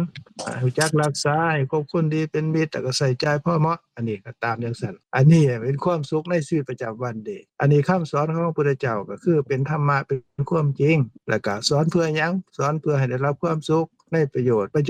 ประโยชน์และความสุขในปัจจุบันในโลกนี้ในความเป็นอยู่อันนี้นะอันนี้ก็เป็นตัวอย่างที่ข้าน้อยเว้าให้ฟังนอกนั้นก็สอนให้มีความเมตตาต่อกันมีความรู้สึกเป็นญาติเป็นมิตรเป็นพี่เป็นน้องผู้ใดก็ตามที่เราเห็นในชีวิตประจำวันนี่ก็มีความเมตตาคำว่าเมตตาน่ะเมตตาก็แปลว่าความรู้สึกว่าเป็นมิตรเป็นพี่เป็นน้องเป็นญาติเป็นพ่อเป็นแม่หรือว่าเป็นลูกเป็นหลานของเราเองความรู้สึกจังซี่น่ะเพิ่นว่าเมตตาเมตตาแปลว่าความเป็นมิตรหรือว่าความรู้สึกที่อันมีความคิดดีงามต่อกันปรารถนาให้มีความสุขเขาเจ้าสิคิดจั่งใดก็สร้างเขาเจ้าแต่ว่าคนที่เราเห็นในชีวิตประจำวันนั้นเรามีความรู้สึกว่าคันผู้เพิ่นมีอายุปูนปู่ปูนย่าตายายเราก็คิดในใจว่าเพิ่นนี่ก็เป็นปู่เป็นย่าเป็นตาเป็นยายของเราเนาะเห็นปูนพ่อปูนแม่เราก็เพิ่นก็เป็นพ่อเป็นแม่เราเนาะอันนี้ปูนลุงป้าน้าอาเราก็คิดว่าเพิ่นเป็นลุงป้าน้าอาก็ลุงป้าน้าอาเรา รุ่นเดียวกันก็เป็นเสี่ยวเป็นหมู่เป็นพวกรุ่นน้องก็เป็นน้องของเฮารุ่นลูกก็เป็นลูกเป็นหลานเฮาก็คิดในใจเข้าใจจังซี้ใจเฮาก็มีความสุขแหละซุ่มเย็นเพิ่นว่ามีเมตตานะเมตตาก็คือความปรารถนาดีต่อบุคคลอื่นเขาสิคิดจังไดก็สร้างเขาแต่ว่าเขามีความรู้สึกจังซี้เฮาก็เว้ากับเขาก็เว้าได้สบายใจมีความสุขอันบ่ตื่นบ่เต้นบ่มีความเครียดความขมอิหยัง เขาสิยิ้มหรือบ่ยิ้มกับเราก็ตามแต่ว่าเราก็มีใจที่ซุ่มเย็นคิดว่าเขาเป็นพี่เป็นน้องเป็นญาติเป็นมิตรก็เป็นความสุขมันเกิดขึ้นในใจเราเดะหรือว่าเห็นบุคคลอื่นเขาตกทุกข์ได้ยากเราซอยเขาได้ซอยได้เราก็ซอยตามสมควรเห็นบุคคลอื่นสัตว์อื่นตกทุกข์ได้ยากเราพอสมควรที่ซอยเขาได้เราก็ซอยจังซี่เพิ่นว่ามีความกรุณาคือปรารถนาให้เขาเป็นสุขโดยการช่วยเหลือโดยการคำแนะนำก็ตามโดยการที่ให้สิ่งของก็ตามช่วยเหลือออกความคิดความเห็นก็ตามอันนี้ก็ชื่อว่าเขาเจ้าตกทุกข์ได้ยากก็มีความปรารถนาช่วยเหลือให้เขาพ้นทุกข์เพิ่นว่ากรุณาจิตเดะที่เกิดขึ้นอันความเมตตากับความกรุณามันสิต่างกันอยู่ในกรณีที่บุคคลอื่นก็ดีสัตว์อื่นก็ดีเขาเจ้าบ่ได้ตกทุกข์ได้ยากดอกก็คือเขาก็มีความสุขดีอยู่แต่ว่าใจเฮาก็คิดปรารถนาดีต่อเขาว่าเขาเป็นญาติเป็นพี่เป็นน้องเฮาตั้งใจปรารถนาว่าให้เขามีความสุขในใจอันนี้เป็นเมตตาเดะความรู้สึกจังซี่คันเจ้าตกทุกข์ได้ยากเฮาช่วยเขาโดยการคำเว้าก็ตามโดยสิ่งใดของก็ตามโดยการช่วยกำลังทางกายก็ตามแล้วแต่ในส่วนนี้อันนี้เป็นกรุณาเดะคือว่า ปรารถนาหรือว่าต้องการให้เขาพ้นจากทุกข์ก็ซอยเข้าไปตามสมควรก็ซอยบ่ได้เฮาก็ให้ดูเบกขาเด้มันเบื่อวิสัยเฮาสิซอยเพิ่นเกินอุเบกขาก็คือว่าเฮาก็บ่ดีใจกับเขาบ่เสียใจกับเขาเป็นอุเบกขาเด้อหรือว่าเขาเจ้าได้ดีเขาเจ้าได้ดีเจริญได้ลาภได้ยศได้สุขได้สรรเสริญเฮาก็คิดว่าคันเขาปูนพ่อปูนแม่เฮาหรือว่าปูนอันปู่ย่าตายายหรือว่าปูนอันญาติพี่น้องลุงป้าน้าอาหรือว่ารุ่นลูกรุ่นน้องรุ่นเสี่ยวรุ่นหยังก็แล้วแต่เฮาคิดว่าก็มีความดีใจนำเขาซ้ำกันกับพ่อแม่พี่น้องเฮาญาติพี่น้องเฮามิตรสหายของเฮาเขาเจ้าได้มีความสุขเฮาก็มีความสุขนำเขาปรารถนาความสุขได้ความสุขก็ดีแล้วเฮาก็ดีใจนำเขาอันนี้เพิ่นว่ามุทิตาเด้มุทิตาตกลงว่าชีวิตประจำวันเฮานี่เฮาต้องการความสุขในใจเฮาจิตที่ดีงามเกิดขึ้นความเศร้าหมองก็คลายไปแล้วก็อยู่กับคนไผก็ตามบ่ว่าสิเฮารู้จักหรือบ่รู้จักก็ตามเฮาก็อยู่กับเขาแบบมีความสุขมีความเป็นญาติเป็นมิตรเป็นพี่เป็นน้องจิตใจที่ดีงามเกิดขึ้นเฮาก็เว้าด้วยความสุภาพอ่อนโยนเว้าด้วยความปรารถนาดีต่อกันมีความรักความแพงต่อกันในการเว้าก็ดีในการกระทำก็ดีในการช่วยเหลือเขาก็สมควรช่วยเหลือจังไดเฮาก็ช่วยเหลือญาติพี่น้องเฮาแหละนั่งนำกันเขาเย็บข้าวเย็บน้ำเย็บอันนั้นบ่ถึงเฮาก็ยกให้เขาเฮาก็ช่วยเขาลักษณะจังซี่ก็เป็นชีวิตประจำวันเด้เขาสิเฮ็ดกับเฮาดีหรือบ่ดีก็ตามแต่ว่าเฮาเฮ็ดดีก็ความสุขก็เกิดกับใจเฮาเด้เพราะเฮาก็มีคุณธรรมอันความเมตตาความกรุณาความมุทิตาความอุเบกขาตามที่เขาน้อยเว้ามานี่เพิ่นว่าเป็นพรหมวิหารพรหมะแปลว่าผู้ประเสริฐวิหารแปลว่าอันสภาพธรรมหรือว่าธรรมะที่เฮ็ดให้คนประเสริฐก็คือมีความสุขนั่นแหละหรือว่าอันถึงสิแปลออกมาอีกก็แปลว่าเป็นอันคุณธรรมของคนมีระดับหรือว่าเป็นคุณธรรมของคนชั้นสูงนะแต่ว่าคันนั้นมันตรงกันข้ามนี่เพิ่นว่าอันบ่แม่นคุณธรรมของคนชั้นสูงเด้เป็นคุณธรรมของคนที่บ่ดีคนที่เต็มไปด้วยความทุกข์คนที่เต็มไปด้วยอันสิ่งที่น่ารังเกียจเด้มันอันโทสะเกิดโทสะเกิดเฮาเห็นผู้นั้นก็บ่ถูกใจผู้นี้ก็บ่ถูกใจกะฟัดกะเพียดกะแทกแดกดันจังแม่นหยังเขารู้จักกับเฮาบ่รู้จักก็ตามเห็นแล้วเฮาก็ตาสีตาสั้นใส่เอาว่าเป็นเขาเป็นเฮาดีกว่าเขาดีกว่าเฮานั่นนี่เอาเครียดคมอันนี้เพิ่นว่าบ่เมตตาเด้บ่มีความรู้สึกว่าเป็นญาติเป็นพี่เป็นน้องเด้แม่นญาติเป็นพี่เป็นน้องก็ตามเฮามีความรู้สึกจังซั่นก็ส่ำว่าเฮาคิดว่าเขาเป็นบ่แม่นญาติเป็นพี่เป็นน้องเฮาเด้เฮาความทุกข์ก็เกิดขึ้นเผาใจเจ้าของเฮาเด้บ่มีเมตตาเขาตกทุกข์ได้ยากแฮงดีใจซ้ำเข้าไปอีกจังแม่นหยังเฮาบ่รู้จักกันกับเขาเฮาก็ไปซ้ำเขาเข้าไปอีกอันนี้ก็บ่มีความกรุณาเด้แล้วก็ถ้าเขาได้ดีเขาก็เครียดคมบ่พออกพอใจนั่นนี่หงุดหงิดอันนี้บ่มีมุทิตาเด้เป็นกายเป็นริษยาเขาแล้วก็บ่ฮู้ตามความเป็นจริงว่าที่เขาได้จังซั่นได้ลาภได้ยศได้สุขได้สรรเสริญนั่นเพราะว่าเกิดขึ้นจากบุญเขาเจ้าเฮ็ดไว้เขาก็ได้ตามนั้นตามเขาทั้งบุญในอดีตที่เขาเฮ็ดไว้แล้วก็กรรมดีในปัจจุบันที่เขาขยันเขาเฮ็ดตามคำสอนของพระพุทธเจ้านั่นแหละเขาก็ได้ตามนั้นทั้งกรรมเก่ากรรมใหม่ที่เป็นส่วนที่เป็นกุศลกรรมแล้วก็กรรมปัจจุบันที่เป็น ความภาคความเพียรความอดความทนของเขาในการที่เขาประกอบทำมาหาเลี้ยงชีพก็ดีเขาก็ได้ลาภได้ยศตามนั้นอันเฮาไปริษยาเขาบัดทีนี้ริษยาเขาความเครียดขมมันเกิดขึ้นในใจในส่วนเหล่านี้ก็บ่มุทิตาเด้แล้วก็เขาเจ้าได้ดีเฮาก็บ่ได้ดีใจนำคันเขาเจ้าได้ชั่วเฮาก็ไปดีใจนำเขาอันนี้ก็บ่มีใจเป็นกลางเด้เพิ่นว่าบ่มีอุเบกขาเอาไปซ้ำไปเติมเขาคันเขาจะตกทุกข์ได้ยากอันนี้บ่มีอุเบกขาบ่มีใจเป็นกลางคันมันเกิดขึ้นจังซี่ในชีวิตประจำวันนั่นก็เป็นความทุกข์ที่เผาใจเฮาก็เฮ็ดให้เฮาเป็นคนชั้นต่ำเด้ชั้นต่ำหมายความว่าจังได๋หมายความว่าเป็นคนที่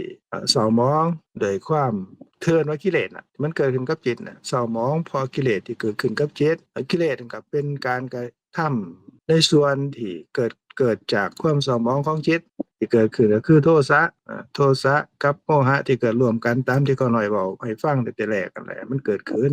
ก็เผาจิตเผาใจของเฮาเว้าก็เว้าบ่ดีเฮ็ดการกระทำทางกายก็บ่ดีใจของเฮาก็ไหม้หมายความว่าไฟความเครียดความโกรธเผาเฮาเองดิก็ส่ำว่าเฮาก็กำลังกินยาพิษเองเด้กินยาพิษเองคำว่ายาพิษก็หมายความว่าเฮ็ดให้เฮาบ่มีความสุขเดือดร้อนกระวนกระวายคันมันเฮาตายในตอนนั้นนี่เฮาก็สิไปเกิดไสโดยอกุศลที่เกิดขึ้นกับจิตที่บ่ดีบ่งามนั่น แทนที่จะไปเกิดเป็นคนอีกหรือว่าไปเกิดเป็นเทวดาก็ไปเกิดในอบายเด้คำว่าอบายแปลว่าสิ่งที่ไปมองที่ไปเกิดนั่นน่ะบ่มีความสุขบ่มีความเจริญก็ไปเกิดเป็นสัตว์นรกเกิดเป็นสัตว์ติรัจฉานเกิดเป็นเปรตเกิดเป็นอสุรกายอันนี้ก็เป็นทางของอกุศลเด้แต่ว่าคันเฮามีเมตตากรุณามุทิตาอุเบกขาในส่วนเหล่านี้นี่เป็นคุณธรรมเฮ็ดให้เฮามีจิตใจสูงเป็นบุคคลชั้นสูงเป็นคนที่มีระดับคือระดับแห่งความดีอันนี้มันเฮาตายตอนนั้นเฮาก็สิมาเกิดเป็นคนหรือว่าไปเกิดเป็นเทวดานะในสันใดสันหนึ่งใน6สันอันนี้ก็เป็นความสุขที่พระพุทธเจ้าเพิ่นนั่นสอนในชีวิตประจำวันเด้ก็น้อยก็ยกตัวอย่างมาให้ฟังหน่อยนึงเกี่ยวกับว่าพระพุทธเจ้าเพิ่นสอนอิหยังเพิ่นสอนความจริงความจริงคืออิหยังคือธรรมะธรรมะคือความจริงสอนเพื่ออิหยังสอนเพื่อให้รับประโยชน์มื้อนี้นี่ขน้อยเว้าประโยชน์ในโลกนี้ในชาตินี้ให้ฟังนะก็ประมาณนี้ก่อนท่านจังไดมื้อหน้าเฮาจังว่าเฮาจังเว้าเรื่องประโยชน์ในอันโลกหน้าแล้วก็ประโยชน์ในการดับความทุกข์ความร้อนในชีวิตประจำวันนี่ก็คือ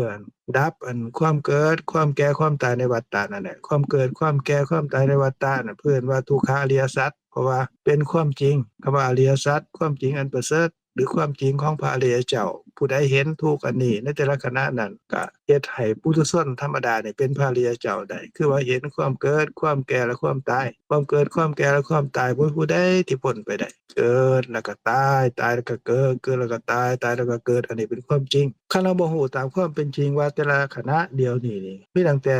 เกิดแก่แล้วก็ตายหรือว่าชีวิตของเฮาล่วงไปแต่ละมื้อแต่ละเว้นการเวลาก็ผ่านไปสู่มื้อสู่เว้นทุกคืนทุกยามทุกวินาทีการเวลาผ่านไปทุกคืนทุกวันชีวิตความเป็นอยู่ในโลกนี่ก็สั้นลงสั้นลงสั้นลงทุกที่ทุกที่ทุกที่ทุกที่ก็คือแก่ไปทุกขณะทุกขณะทุกขณะนั่นแหละแล้วก็ตายทุกขณะทุกขณะมีแต่ว่างเปล่าว่างเปล่าว่างเปล่าทุกขณะเพราะว่าเห็นเกิดขึ้นก็ว่างเปล่าเห็นเกิดขึ้นก็ขันธ์5นั่นแหละคือรูปขันธ์นามขันธ์ในตัวเฮานี่แหละเกิดขึ้นแล้วก็ดับได้ยินเกิดขึ้นแล้วก็ดับได้กลิ่นเกิดขึ้นแล้วก็ดับหูรสทางลิ้นเกิดขึ้นแล้วก็ดับกระทบสัมผัสทางกายก็ดับคิดเรื่องราวต่างๆทางใจเกิดขึ้นแล้วก็ดับก็คือนามรูปแหละเกิดขึ้นเปลี่ยนไปแล้วก็ดับเกิดขึ้นเปลี่ยนไปแล้วก็ดับก็คือว่าเป็นอริยสัจคือทุกขอริยสัจนั่นแหละเกิดแก่แล้วก็ตายนั่นแหละนะเกิดขึ้นแปรเปลี่ยนไปแล้วก็ดับเกิดขึ้นแปรเปลี่ยนไปแล้วก็ดับว่างเปล่าว่างเปล่าจังซี่คันเราบ่ฮู้จังซี่น่ะเพิ่นเอิ้นว่าเป็นเหตุแห่งทุกข์เด้เหตุแห่งทุกข์อิหยังเหตุแห่งสิ่งที่นำมาซึ่งความเกิดความแก่และความตายเพราะอิหยังเพราะว่าคันเฮาบ่ฮู้ว่าเกิดแก่แล้วก็ตายทุกขณะนี้ความชอบใจพอใจที่เราเห็นเราได้ยินได้กินลิ้มรสถูกต้องสัมผัสหรือว่าคิดเรื่องราวต่างๆความพอใจความยินดีเกิดขึ้นก็อยากได้อีกอันนั้นเป็นโลภะเด้แต่ว่าบ่ได้ตามนั้นก็เป็นโทสะเด้เกิดขึ้นกับจิตบัดทีนี้เฮาก็เฮ็ดเพิ่นว่ากรรมคำว่าเฮ็ดทางกายก็เป็นกรรมกายกรรมเว้ามาทางปากเนี่ยเว้าออกมาก็เป็นวจีกรรมเด้ก็เป็นอันเป็นไปในทางดีนะในทางบ่ดีนะทางบ่ดีเพิ่นว่าอกุศลทางบ่ดีเพิ่นว่าอกุศลกรรมทางดีเพิ่นว่ากุศลกรรมคือเฮ็ดบาปเฮ็ดบุญนั่นแหละกุศลกรรมอกุศลกรรมมันก็มีผลเพิ่นว่าวิบากอันนี้ก็คันเฮาตายอกุศลวิบากมันก็สินำไปเกิดทุกขติตามที่เขาน้อยเว้านั่นก็ไปเกิดเป็นสัตว์นรกเกิดเป็นสัตว์เดรัจฉานเกิดเป็นเปรตเป็นอสุรกายเกิดแล้วก็ทนทุกข์ทรมานอยู่หลายกับหลายกันก็ตามผลของกรรมนั่นแหละแล้วก็ตายจากนั้นอีกก็มาเกิดอีกอาจจะเกิดเป็นสัตว์อาจจะเกิดเป็นเปรตเป็นอสุรกายวนเวียนอย่างนั้นแหละด้วยอกุศลวิบากเด้ผลของอกุศลกันด้วยผลของกุศลล่ะผลของกุศลก็เฮ็ดให้มาเกิดเป็นคนไปเกิดเป็นเทวดาแน่แล้วก็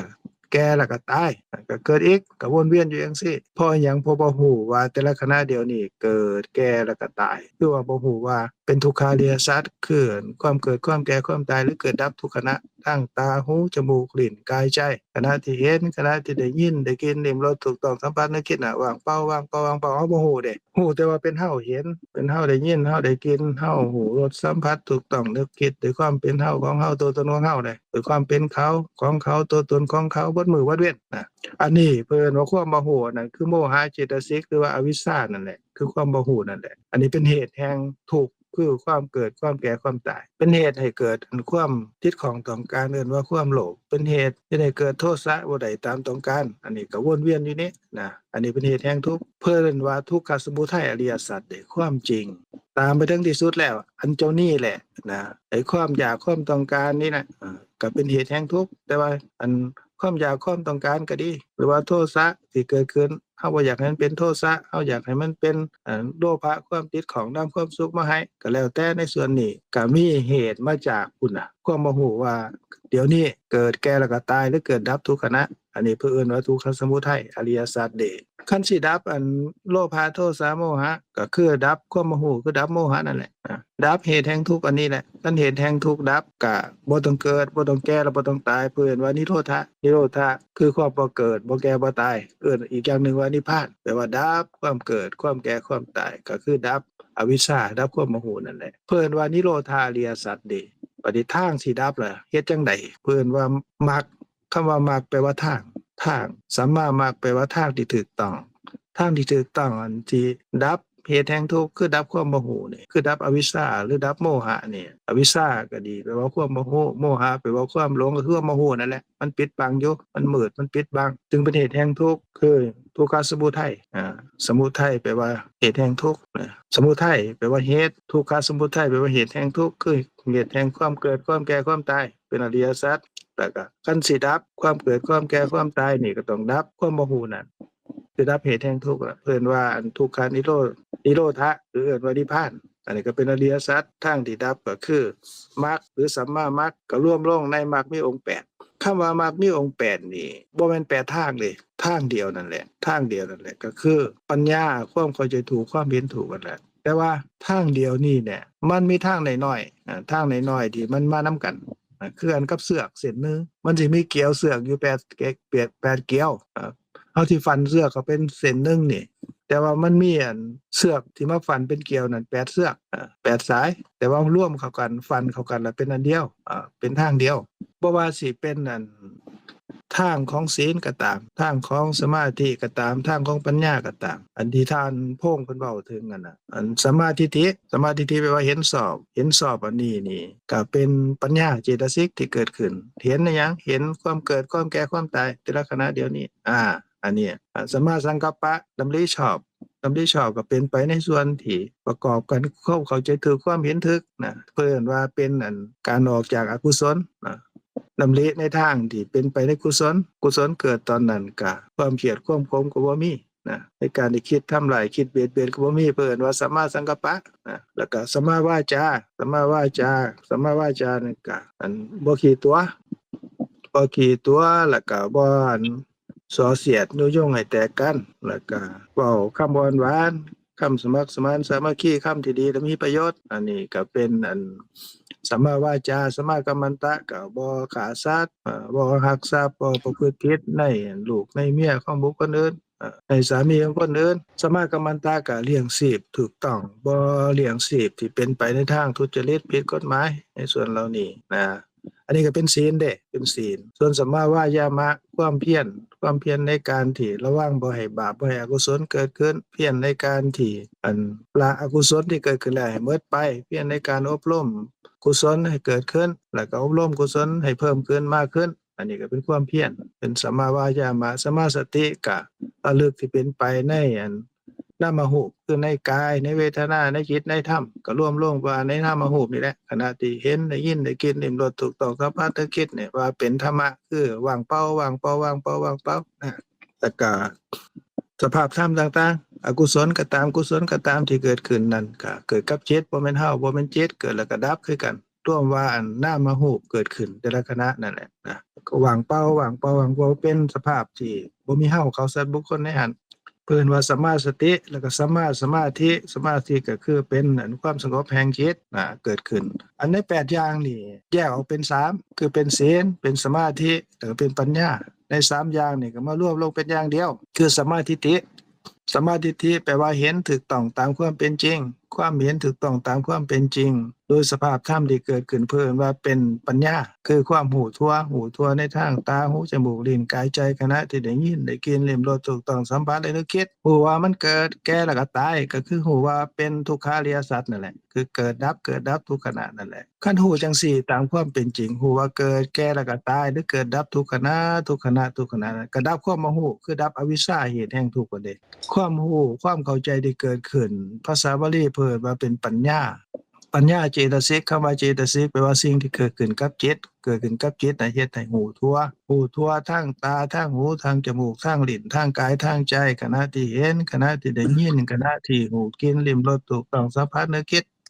ผู้ว่ามันบ่มีเฮามันว่างเปล่าเพราะอิหยังเพราะว่ามันเกิดแล้วดับแล้วเกิดแล้วดับแล้วก็คือเปลี่ยนไปจากเก่าอันแหละบ่คือเก่าบ่เหลืออยู่คือเก่าเปลี่ยนไปแล้วพอเกิดดับแล้วก็เป็นอนัตตาว่างเปล่าบ่มีเฮาในความว่างเปล่านั้นบ่มีของเฮาบ่มีตัวตนของเฮาในความว่างเปล่านั้นความเข้าใจถูกเห็นถูกอันนี้เกิดขึ้นนั่นแหละเพิ่นว่าปัญญาภาษาเฮาเอิ้นว่าเข้าใจถูกเห็นถูกในความเป็นจริง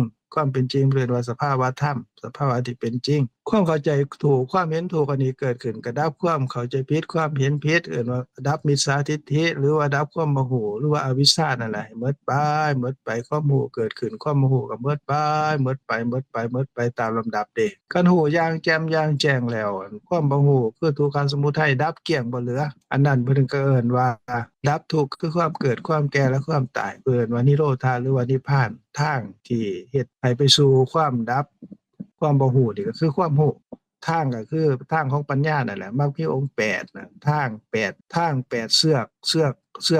เส้นเดียวนั่นน่ะมีอยู่8เกลียวนะรวมลง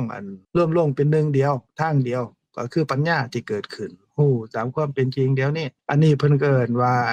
ทุกขานิโรธคามินีปฏิปทาอริยสัจก็หมายความว่าความจริงอันสูงสุดนำไปจนถึงที่สุดแล้วก็เป็นทางนำไปสู่การดับทุกข์ก็คือดับเหตุแห่งทุกข์นั่นแหละดับทุกข์ก็คือดับความเกิดความแก่ความตายอันที่ทางนี้นี่ที่เกิดขึ้นน่ะที่เอิ้นว่าเป็นทางที่ถูกต้องก็เพราะว่าเกิดขึ้นแล้วความรู้ที่เกิดขึ้นแล้วก็ดับความบ่รู้คือดับเหตุแห่งทุกข์นั่นแหละคือทุกขสมุทัยให้หมดไปอันนี้ก็ทุกสิ่งทุกอย่างในอริยสัจ4นั่นก็มารวมลงในอันปัญญาคือความเข้าใจถูกความเห็นถูกเดียวนี้แหละก็ฮู้ว่าหยังฮู้ว่าเป็นทุกขาริยสัจเพราะว่าเกิดแก่แล้วก็ตายทุกขณะคือตัวเฮานี่แหละคันบ่ฮู้ว่าเกิดแก่ตายทุกขณะก็เป็นทุกขสมุทัยความบ่ฮู้นั่นแหละเป็นทุกขสมุทัยเฮ็ดให้เฮาฮู้ว่าเป็นของเฮาเป็นเฮาตัวตนของเฮาตาหูจมูกลิ้นกายใจก็เป็นเฮาเป็นของเฮาตัวตนของเฮาเห็นได้ยินได้กินลิ้มรสถูกต้องสัมผัสนึกคิดก็เป็นเฮานี่แหละเห็นได้กินลิ้มรสถูกต้องสัมผัสก็เป็นเฮาเป็นของเฮาในตัวตนของเฮานี่แหละก็ยึดมั่นถือมั่นโลภะเกิดขึ้นก็เป็นเฮาของเฮาตัวตนของเฮาโทสะเกิดขึ้นก็เป็นเฮาเป็นของเฮาตัวตนของเฮาเฮ็ดบาปเฮ็ดบุญก็เป็นเฮานี่แหละเฮ็ดเป็นของเฮาตัวตนของเฮาเฮ็ดอันนี้ก็นำไปสู่ผลของมันเด้เอิ้นว่าวิบากกุศลวิบากอกุศลวิบากก็นำไปสู่ความเกิดความแก่และความตายคันฮู้ตามความเป็นจริงคือเอิ้นว่าปัญญานั่นแหละเป็นทางดับความบ่ฮู้อันเพิ่นก็เอิ้นว่าเป็นอริยสัจก็ปัญญาดวงเดียวนี่แหละนะคันบ่ฮู้ว่าเกิดแก่ตายก็เป็นทุกขอริยสัจบ่ฮู้ว่าเป็นทุกขอริยสัจนั่นแหละเป็นเหตุเอิ้นว่าทุกขสมุทัยอริยสัจเหตุแห่งความเกิดความแก่ความตายคันฮู้เดี๋ยวนี้คือปัญญานั่นแหละฮู้ว่าเกิดแก่แล้วก็ตายทุกขณะบ่มีเฮาบ่มีของเฮาบ่มีตัวตนของเฮามีแต่สภาพธรรมที่คือกันเป็นจังซี่ทุกคนทุกขณะเป็นจังซี่หมดว่างเปล่าดับแล้วเกิดดับมันก็บ่มีเฮาบ่มีของเฮาตัวตนของเฮาคันฮู้จังซี่ตามความเป็นจริงอันนี้นี่ก็คือปัญญาก็เอิ้นว่าเป็นมรรคหรือว่าเป็นสัมมาทิฏฐิแล้วก็เป็นการดับทุกข์คือนิโรธะบ่เกิดบ่แก่บ่ตายนิโรธะก็คือนิพพานนั่นแหละเป็นเหตุบ่ให้มีการเกิดการแก่การตายพอดับเหตุแห่งทุกข์ก็ได้ดับโมหะดับความโมโหหมดไปแล้วเรียบร้อยตกลงว่าอริยสัจ4ก็คือเดี๋ยวนี้แหละเดี๋ยวนี้คือหยังคือฮู้ตามความเป็นจริงว่าบ่มีเฮามีแต่ความว่างเปล่ามีแต่ความเป็นอนัตตาเพราะหยังเพราะว่าทั้งนามรูปหรือขันธ์5ที่เกิดขึ้นในขณะเดียวเห็นได้ยินได้กินลิ้มรสถูกต้องสัมผัสนึกคิดนั่นแหละมีตั้งแต่ความว่างเปล่าคือไม่ขีดเฮาขีดขึ้น6การเอา6การเห็นการหนึ่งได้ยินการหนึ่งได้กินการหนึ่งหูรสทางลิ้นการหนึ่งหูกระทบสัมผัสทางกายการหนึ่งนึกคิดถึงเรื่องราวทางใจกับอีกการหนึ่งเป็น6การขึ้นยุดพวดขึ้นไปกระดับยุดพวดขึ้นไปกระดับยุดพวดขึ้นไปกระดับคือเห็นเกิดขึ้นแล้วกระดับได้ยินเกิดขึ้นแล้วกระดับได้กินเกิดขึ้นแล้วกระดับหูรสทางลิ้นเกิดขึ้นแล้วกระดับถูกต้องสัมผัสทางกายเกิดขึ้นแล้วก็ดับคือนึกคิดทางใจเกิดขึ้นแล้วก็ดับหัวลมแล้วก็ดับก็วนเวียนจังซี่วัดมื้อเด้ดับแล้วเหลืออยู่บ่ก็บ่เหลืออยู่คือกันกับคนตายแล้วเหลืออยู่บ่มีบ่เหลืออยู่เป็นจังซี่หมด เท่าๆกันเป็นไปตอนนี้ขณะนี้เดี๋ยวนี้คันฮู้จังซี่เพิ่นว่าเป็นปัญญาหรือว่าเป็นสัมมาทิฏฐิหรือว่าเป็นมรรคแปดก็มารวมลงอันเดียวนี่แหละเป็นทางเดียวนี่แหละคือทางแห่งปัญญาความรู้นี่แหละก็คืออริยสัจสี่นั่นแหละเดี๋ยวนี้คันบ่ฮู้ก็เป็นทุกขสมุทัยบ่ฮู้ว่าเกิดแก่แล้วก็ตายคันฮู้ก็เป็นทุกขานิโรธะบ่ดับความบ่ฮู้นั่นความรู้นั่นแหละเป็นมรรคคือเป็นทางเฮ็ดให้เข้าใจถูกเห็นถูกก็ดับความบ่ฮู้ได้รวมความว่าคันฮู้เดี๋ยวนี้ว่าบ่มีเฮาบ่มีของเฮาบ่มีตัวตนของเฮานั่นก็เป็นอริยสัจสี่ที่เป็นมรรคหรือทางที่เกิดขึ้นแล้วก็เป็นทางอันนิโรธะก็คือดับทุกข์ดับความเกิดความแก่ความตายเนาะคันบ่ฮู้ล่ะคันบ่ฮู้ก็เป็นเหตุแห่งทุกข์เป็นทุกขสมุทัยบ่ฮู้อิหยังบ่ฮู้ว่าเกิดแก่แล้วก็ตายฮู้อิหยังฮู้ว่าเกิดแก่แล้วก็ตายบ่มีเฮาประมาณนี้อันมื้อนี้ก็น้อยเว้าถึงว่าคำสอนของพระพุทธเจ้าเพิ่นสอนอิหยังก็สอนความจริงความจริงคือหยังคือธรรมะสอนเพื่ออิหยังเพื่อให้ได้รับความสุขตามที่ทุกคนต้องการความสุขใน3ระดับในโลกนี้ระดับในโลกหน้าแล้วก็ระดับในการดับทุกข์ที่เผาใจเผาทุกข์เฮ็ดให้เฮาเกิดเฮาแก่เฮาตายในวัฏฏะบ่จบบ่สิ้นมื้อนี้ข้าพเจ้าก็ได้เว้าเรื่องประโยชน์ตามวัตถุประสงค์ตามพุทธประสงค์ของพระพุทธเจ้าในข้อที่ว่าเพิ่นสอนเพื่อให้รับความสุขในโลกนี้ส่วนโลกหน้าแล้วก็ความสุขที่สุดสูงสุดคือดับทุกข์ในวัฏฏะนั่นก็ค่อยคุยกันในมื้อหน้าเนาะมื้อนี้มีหยังสิเว้าเกี่ยวกับเรื่องนี้ก็เชิญแต่ละท่านแสดงความคิดเห็นหรือว่าก็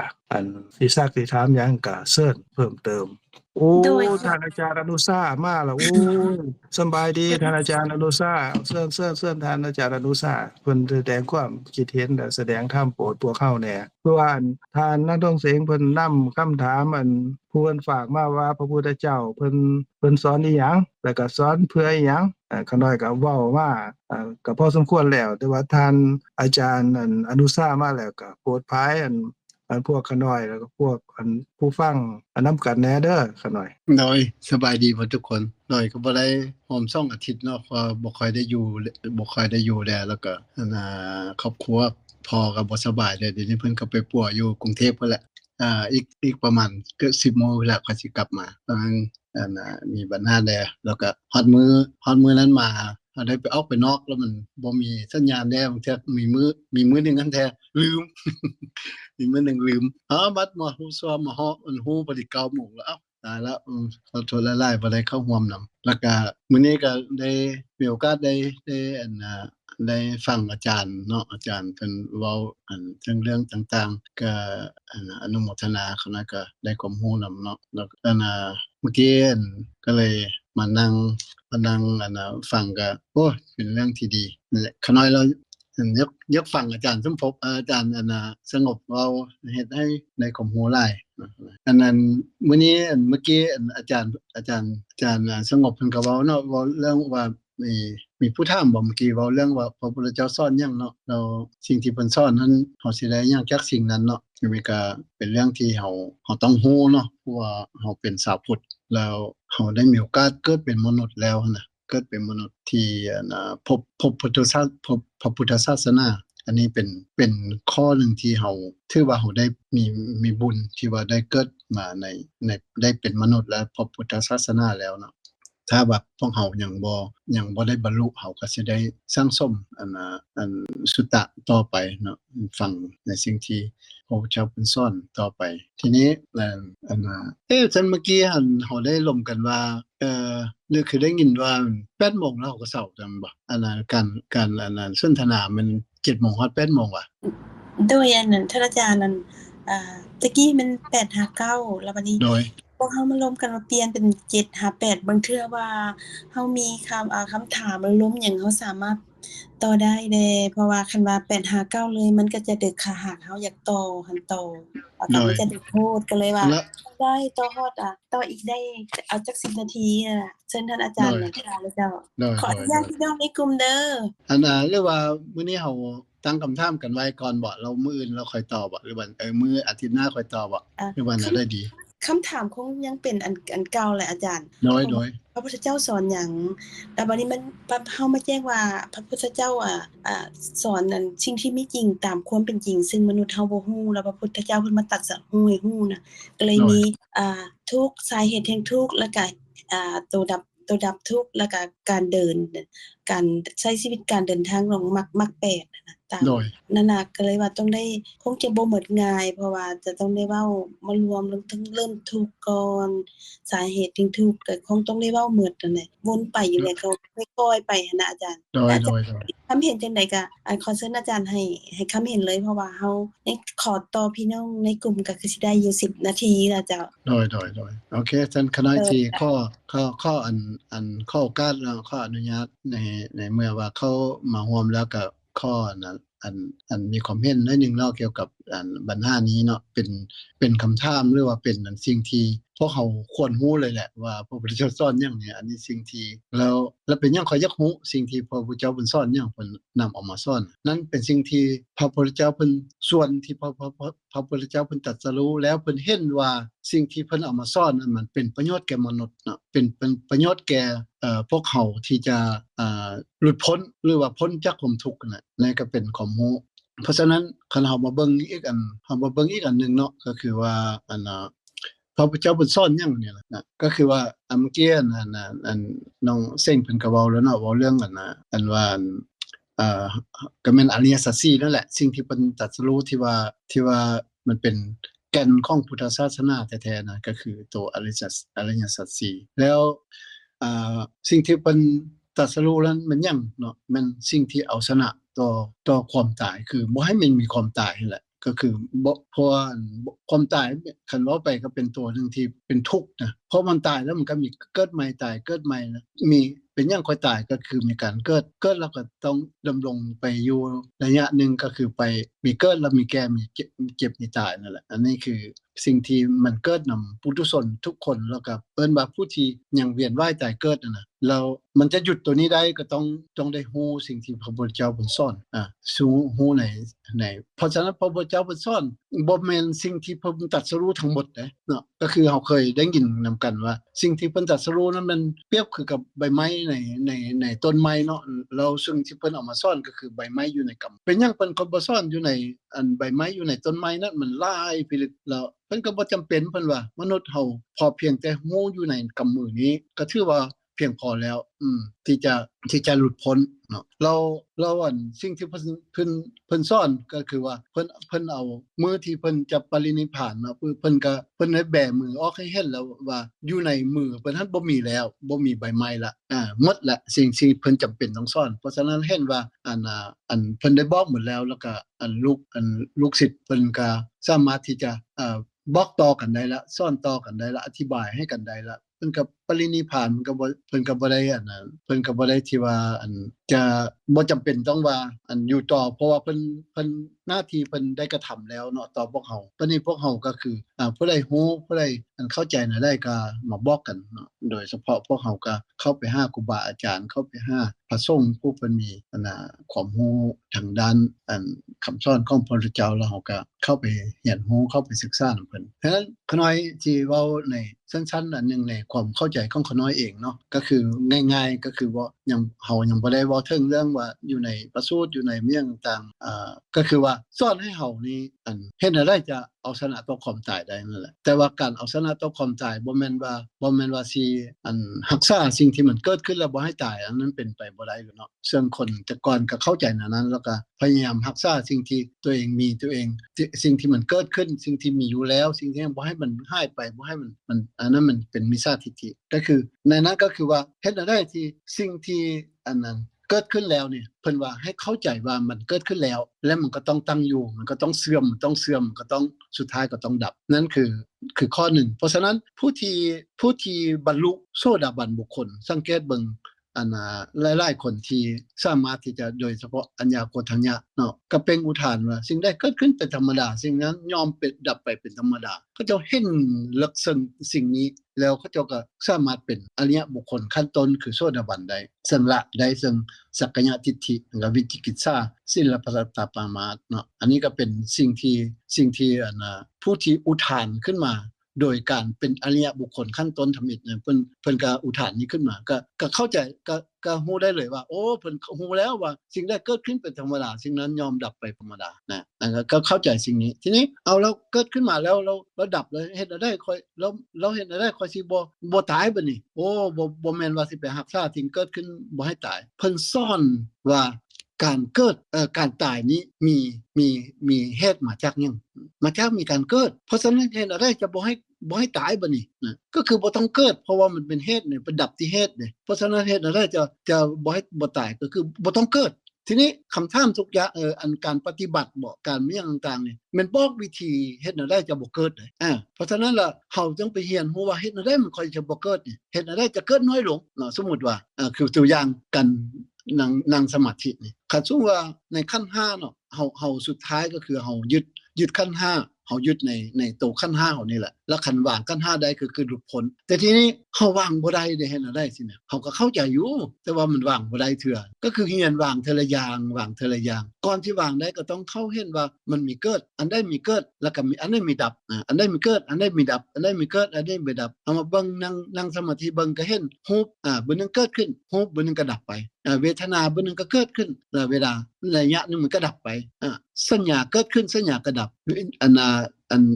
สัญญาสังขารเกิดขึ้นสังขารก็ดับฮอดวิญญาณเกิดขึ้นวิญญาณก็ดับถ้ามื้อใดที่เฮาสังเกตเห็นสิ่งใดที่มันเกิดขึ้นแล้วมันดับไปนั่นแหละเป็นอนัตตาเนาะมื้อนั้นเฮาก็ได้เว้าถึงเรื่องตัวนี้แล้วเนาะแล้วก็สิ่งใดมีเกิดขึ้นแล้วมันดับนะสิ่งนั้นเป็นอนัตตาก็คืออนัตตาก็คือว่ามันบ่มีตัวตนถาวรนั่นแหละมันพอเพียงแต่มีการเกิดขึ้นชั่วคราวแล้วมันก็ดับไปแล้วเฮาละลงไล่เฮาละเข้าใจว่าสิ่งนั้นมันของเฮามันตัวตนของเฮามันเป็นเหตุให้มีการเกิดอีกเป็นให้มีวัฏฏะอันเกิดขึ้นมีวัฏฏะสงสารนี้เกิดขึ้นก็คือเกิดแล้วดับไปแล้วก็เกิดใหม่แล้วดับแล้วเกิดใหม่แล้วดับซึ่งเฮาบ่ฮู้ซึ่งอริยสัจสี่บ่ฮู้สิ่งที่พระพุทธเจ้าเพิ่นสอนเฮาไว้นะสิ่งที่พระพุทธเจ้าพระพุทธเจ้าสอนไว้ล้วนแล้วแต่แม่นเพื่อการบ่เกิดอีกอันนี้เป็นมุมนึงที่ขน้อย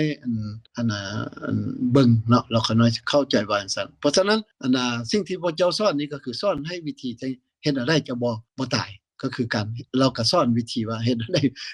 การตายมันสาเหตุของการตายมันการเกิดเพราะฉะนั้นสอนให้เฮ็ดอะไรจะบ่เกิดเอาจิตให้จับอยู่ลมหายใจปุ๊บลองสังเกตเบิ่งเนาะเวลาเฮานั่งสมาธิแล้วเฮาเพิ่นให้จับอยู่ลมหายใจเข้าออกเนี่ยจิตของมนุษย์ฮู้ทีละอย่างเวลาฮู้ลมหายใจเข้าลมหายใจออกปุ๊บตอนนั้นเวทนาก็บ่ฮู้สัญญาก็บ่ฮู้สังขารก็บ่ฮู้